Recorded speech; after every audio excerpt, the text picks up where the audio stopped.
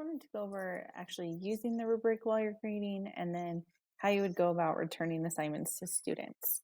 So some things to keep in mind. You can pause it and read through them, but it just gives you some, I don't know, key things that you should make sure you do, or how you would find something. Okay, so you can pause it and look at it if you would like.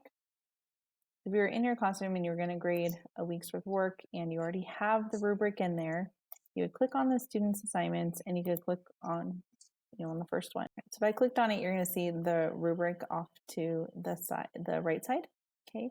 And then for me, because I do it all in one Google slide, that's how I have my rubric divided, is into different slides so that they know where they missed points.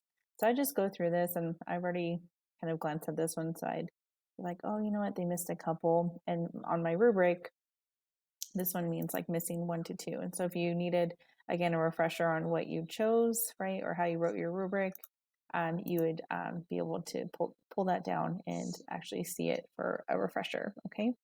And then just go on, right? And they did everything right here. Go on here.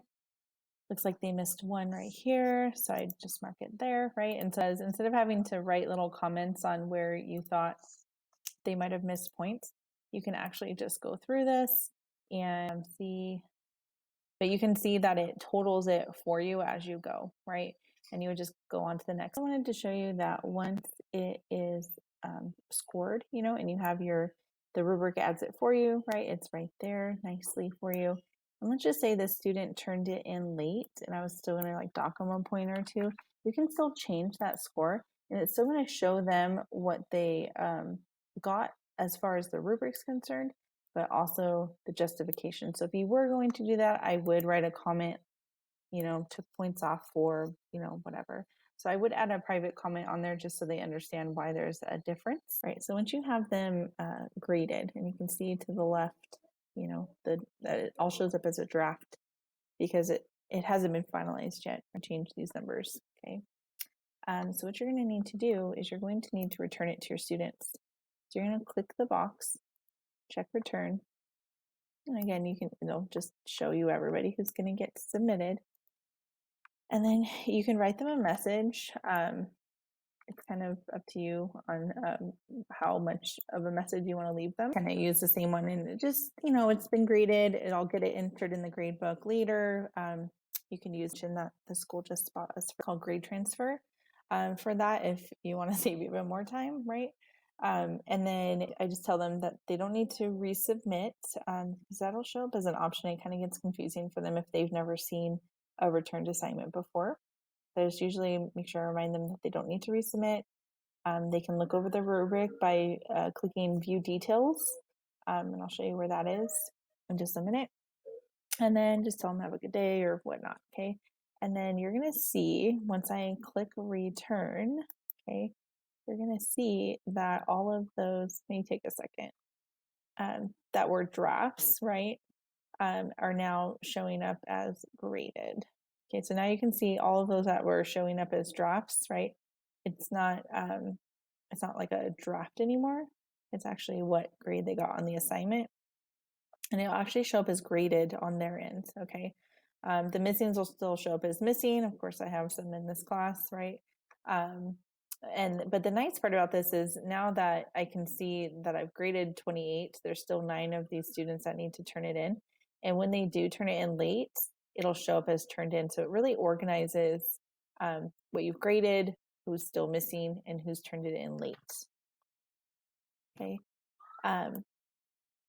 The last thing I wanted to show you was once you've returned an assignment, there's this little like gear right here in the top right. And since you have graded the assignment, you can actually download those grades so you don't even have to mark it off on your paper checklist, which I'm a creature of habit. That's how I feel most comfortable.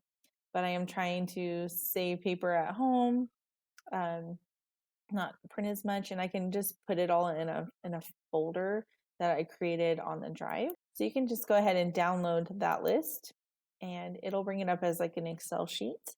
Okay, and I'll just show you kind of what that looks like.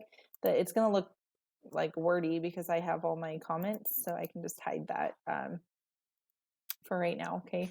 But you can see the names of the students, the email address, right? But what's important is the grade, right?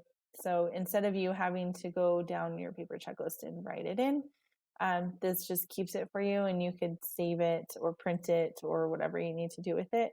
But it does save you time.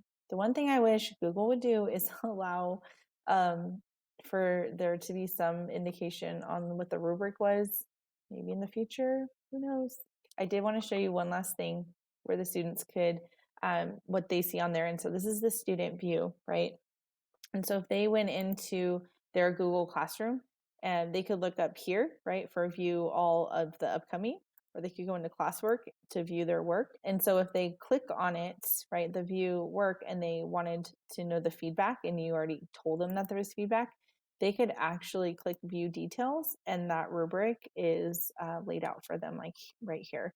And what that means is that if they got a 0 out of 3, they could actually see, oh man, I left that page blank, right? Or if they obviously this one's nice because they got full points, right?